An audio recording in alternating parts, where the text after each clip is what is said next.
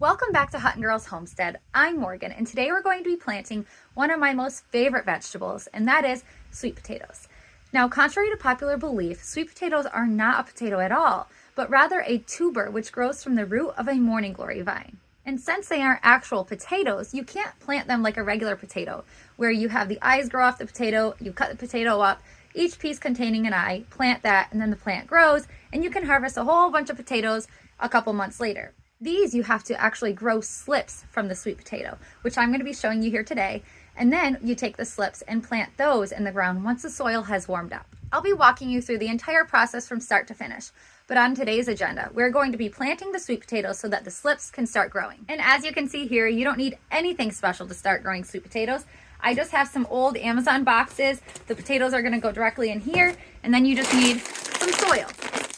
It's important to note that sweet potatoes prefer soil that is 50 degrees or above. So I recommend starting your sweet potatoes inside 6 to 8 weeks before you're ready to plant outside in your garden. That way we can get a plant established before you're ready to go plant in your garden once the soil reaches 50 degrees. All right, so all we need is your sweet potato, a box for the sweet potato to fit in, and your soil. I just got some raised bed and gardening mix. It's good for containers like this one. And all we're gonna do is take some soil,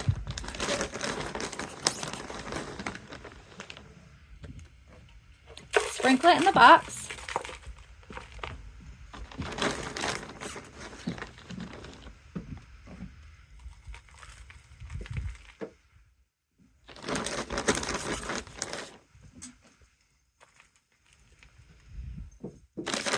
okay, it doesn't need to be filled all the way up. And then we're just going to place the sweet potato right in, submerging it a little bit, kind of covering it just so a little bit is sticking out,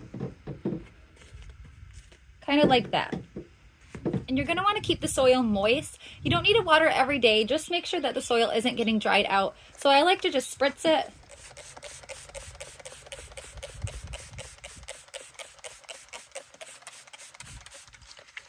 And I might do that every 3 or 4 days or so.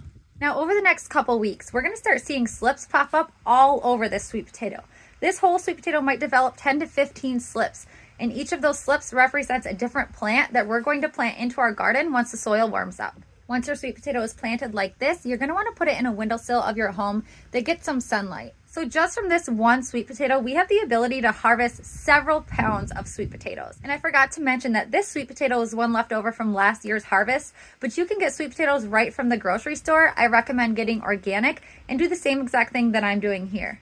So right now, make sure you hit subscribe to our channel because in a couple weeks, I'll be back showing you the growth of slips that we have on our sweet potato, and then we'll be showing you exactly how to transplant the slips to your garden so that you can get several pounds of sweet potatoes of your own from one little sweet potato. Thanks for watching, and I'll see you next time.